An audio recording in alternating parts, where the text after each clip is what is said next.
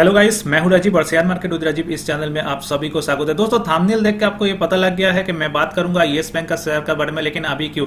जो लोग इस चैनल के साथ जुड़े हुए हो ये लोग को पता होगा, मैंने 2-2.5 साल से कभी भी मार्केट इतना गिरा लेकिन कभी भी मैंने येस बैंक का शेयर के बारे में डिस्कस किया नहीं। लेकिन अभी क्यों? अभी इसका पीछे एक बैकग्राउंड है।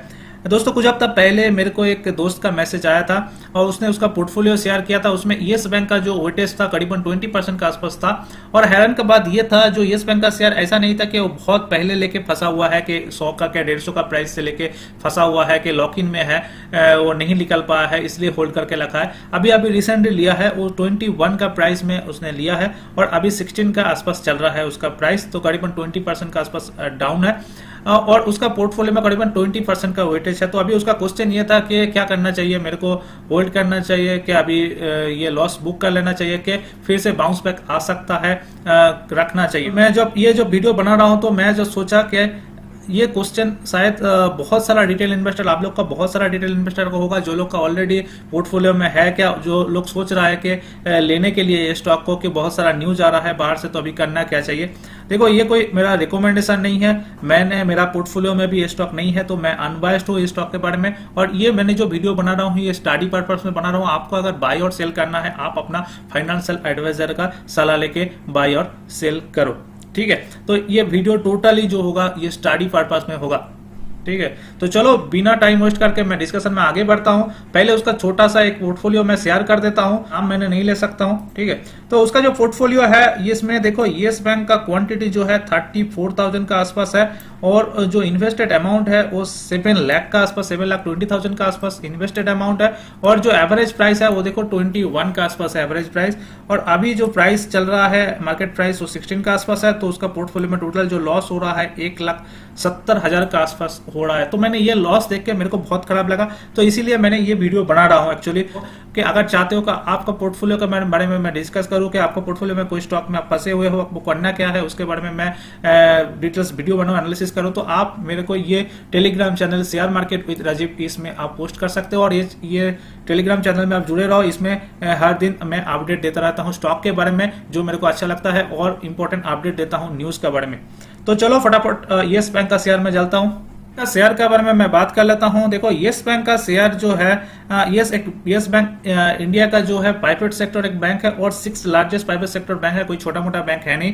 और कुछ साल पहले, मतलब 3 साल पहले, इसका जो फाउंडर था राणा कपूर, इसके ऊपर बहुत सारा आरोप लगाया था।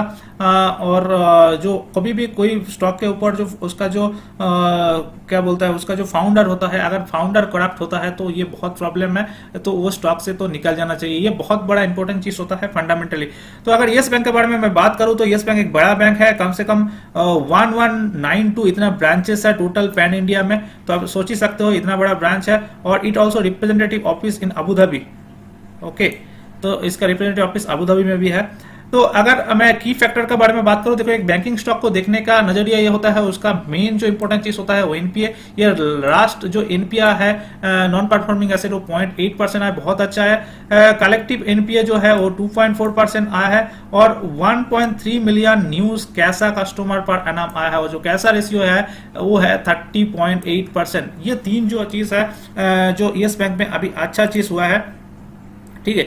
बाकी अगर रेवेन्यू ब्रेकअप, लोन एडवांसेस, ये सब आपको देखना है, आप देख सकते हो। देखो, ये स्क्रीनर ऐप है, ठीक है। आप फ्री में भी बहुत कुछ चीज आपको फंडामेंटल जानना है तो आपको स्क्रीनर ऐप में मिल जाएगा। गूगल में जाओ, स्क्रीनर ऐप में वो देख सकते हो। ये वीडियो लंबा हो जाएगा इसलिए मैंने इसमें डिटेल्स नहीं बात कर रहा हूँ, ठीक है। मेरे को जो बात करना है अभी रिसेंटली क्या हुआ, इसके लिए मैंने बीएससी का वेबसाइट से डाउनलोड किया है। इसका जो इन्वेस्टर प्रेजेंटेशन है हर क्वार्टर में जो देता है, ठीक है। तो इन्वेस्टर प्रेजेंटेशन में भी ये चीज है, आपने देखा होगा, जो मैंने एनपीए के बारे में बात किया था वो 0.8% हुआ है। और पहले एनपीए कितना था ये अगर आपको जानना है तो आप देखो, इसका जो पहले एनपीए था ये करीबन 5.9% का आसपास एनपीए था। ये था इसका एनपीए 5.9%, इतना था इसका एनपीए, ठीक है। पहले इसका एनपीए इतना होता था, और अभी ये घट के हो गया है 0.8%। ये एक बहुत अच्छा चीज है। बैंकिंग स्टॉक में नॉन परफॉर्मिंग एसेट कम होने का एक अच्छा न्यूज है ये। देखो जितना सारा बैंक अच्छा परफॉर्मेंस कर रहा है, अभी देखो banking stock all time high के आसपास है। आप एचडीएफसी देखो, कोटक महिंद्रा बैंक देखो, आप आईसीआईसीआई बैंक देखो, सारे बैंक का जनरली एनपीए जो होता है 1% का ऑलवेज नीचे रहता है। ये अच्छा चीज अभी है येस बैंक का स्टॉक में। और देखो कंपनी ने क्या किया, और एक अच्छा चीज किया, कंपनी ने रिटेल जो इन्वेस्टर है उसका जो पार्टिसिपेशन वो बड़ा है। ये देखो करीबन 2.2 मल्टीपल का आसपास में रिटेल एडवांसेस कंपनी ने बढ़ा है, और कॉर्पोरेट का जो है लोन वो थोड़ा कम किया है। तो ये एक अच्छा साइन है बैंकिंग का ग्रोथ के लिए। ठीक है, तो चलो फटाफट मैंने येस बैंक का बारे में और भी कुछ चीज जानकारी ले लेता हूं। और अगर कंपनी का मैं लास्ट क्वार्टर का प्रॉफिट का बारे में मैं बात करूं, अगर देखोगे आप लास्ट क्वार्टर का प्रॉफिट के बारे में बात करूं मैं, ये देखो ये रिसेंटली मार्च 23 क्वार्टर का रिजल्ट आया है, और इसमें कंपनी प्रॉफिट दिखाया है, नेट प्रॉफिट जो दिखा है 206 करोड़ के आसपास नेट प्रॉफिट दिखा है। तो ये जो लास्ट 2 क्वार्टर से उससे ऊपर का प्रॉफिट है, ये अच्छा चीज है। कंपनी का मोटा मोटा जो प्रॉफिट था 2020 में सबसे ज्यादा था, उसके बाद कंपनी ने प्रॉफिट करना छोड़ दिया था, फिर कंपनी का थोड़ा प्रॉफिट परसेंटेज अभी बढ़ रहा है। ये एक अच्छा चीज मेरे को दिख रहा है ये बैंक का। और अगर मैं नीचे जाऊं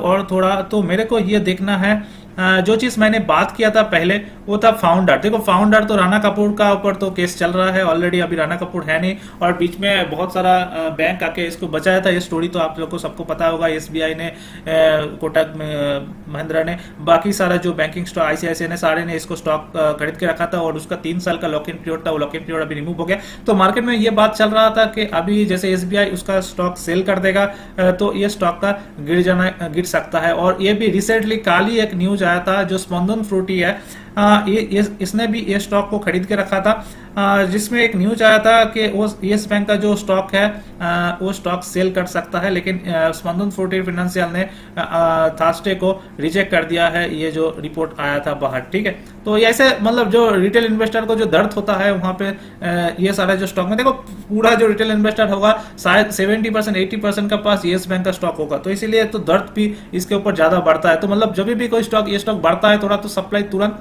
आ जाता है। ठीक है, तो चलो मैं जो चीज बात करना चाह रहा था, नीचे जो अभी इसका जो शेयर होल्डिंग पैटर्न है वो पैटर्न कैसा है। देखो अभी रिसेंटली इसका शेयर होल्डिंग पैटर्न के बारे में बात करूंगा। देखो इसका जो फाउंडर है, फाउंडर का पास तो ज्यादा कुछ है नहीं। ठीक है, इसका अभी मेन जो है वो एफआई का पास है, डीआई का पास है, गवर्नमेंट का पास तो कुछ है नहीं, और पब्लिक का पास है। और एफआई का पास ने आपने देखा होगा, तो ये जो लास्ट 2022 से मार्च 23 में एफआई का जो है वो परसेंटेज बढ़ा है।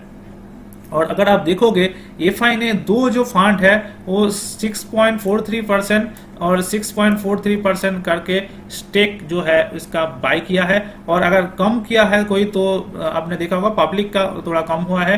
डीआई ने भी बहुत ज्यादा कुछ कम नहीं किया, तो डीआई ने थोड़ा कम किया है, पब्लिक ने थोड़ा कम किया है वेटेज, और इसने स्टॉक खरीदा है। तो ये जो सीए वैसिक्यू इन्वेस्टमेंट फंड है ये है क्या, इसके बारे में थोड़ा जान लेता हूं।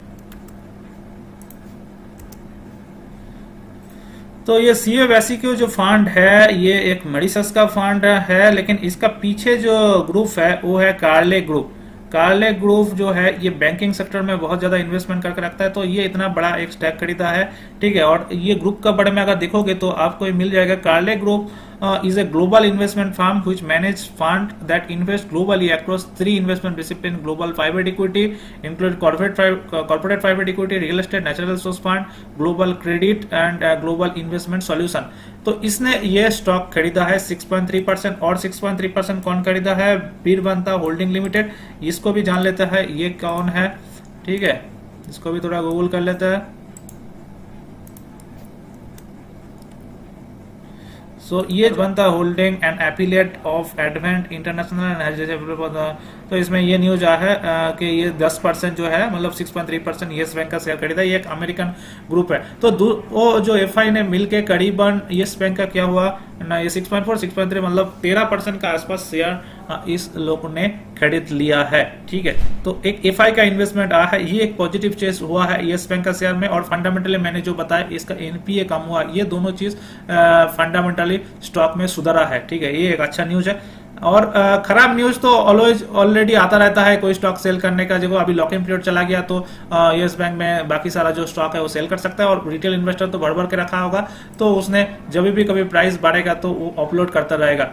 ठीक है, तो अभी ये जो प्राइस है, ये प्राइस में करना क्या है, इसके लिए मैंने टेक्निकल चार्ट देखूंगा, क्योंकि चार्ट ही बताएगा आपको क्लियरली आपको करना क्या है। देखो इसका चार्ट को पहले मैंने मंथली चार्ट में देखूंगा, और अगर मैं मंथली चार्ट में इसको लगाता हूं तो अब देखो एकदम ये जो गिरा था, ये जो प्राइस डाउन हुआ था, इसको थोड़ा नीचे कर देता हूं मैं, ये जो प्राइस डाउन हुआ था, ये जब न्यूज आया था राणा कपूर के बारे में, और ये 347 का प्राइस 186 हो गया था, तो ये 2018 का बात हुआ था, ये कोरोना का पहले का स्टोरी है।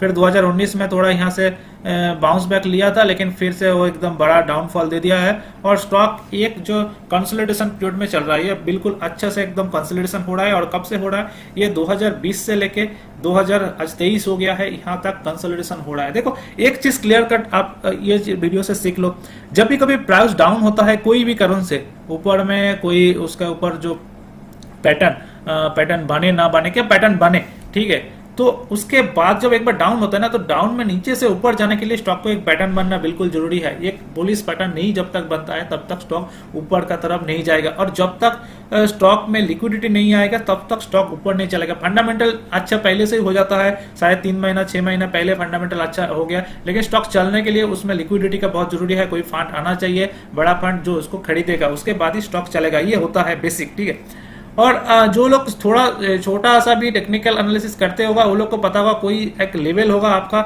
जो लेवल का नीचे जाएगा तो आपको बेच देना चाहिए। ये था 180 का लेवल। ठीक है, तो ये जो लोग पुराना फंसा हुआ है वो लोग के लिए है। अभी कंडीशन जो है उसके लिए जानने के लिए मैंने डेली चार्ट देखूंगा। डेली चार्ट मतलब 3 महीने से 6 महीने के अंदर क्या हो सकता है। देखो अभी ये नीचे का तरफ मैंने 3 सपोर्ट लेवल खींच के रखा है। एक सपोर्ट लेवल जो था एकदम नीचे में, ये जो 2022 में चला, पूरा 2022 में, ये था 12 का लेवल। ठीक है, ये था 12 का लेवल। ये 12 का लेवल एकदम एक स्ट्रॉन्ग सपोर्ट जोन है, इसके ऊपर स्टेट करता था। उसके बाद फिर 16 को ब्रेक किया तो ये स्टॉक ने 25 का हाई लगाया था। ठीक है, तो ये 25 का हाई देख के बहुत लोग ये जगह में ट्रैप हो गया है। ठीक है, ये बहुत अच्छे से ट्रैप कर लिया। लेकिन ये चार्ट को अगर मैंने थोड़ा बड़ा करके देखूंगा ना, एक चार्ट पैटर्न बन रहा है नीचे से। आप अगर अच्छे से ये चार्ट को देखोगे तो एक पैटर्न आपको दिखेगा। ठीक है, चलो पैटर्न आपको मैं दिखाता हूं। ये देखो, इसको थोड़ा मैं जूम कर लेता हूं। हाँ, ठीक है, अभी देखो यहाँ पे एक पैटर्न आपको दिख रहा है कि नहीं, वो दिखाता हूं। ये देखो, ये एक पैटर्न बना। ठीक है, ये काप, और इसका जो हैंडल है ना, ये हैंडल अभी बन रहा है। ठीक है, और हैंडल कब बन, तो फिर से ये जो अब 20 का लेवल में आ जाएगा।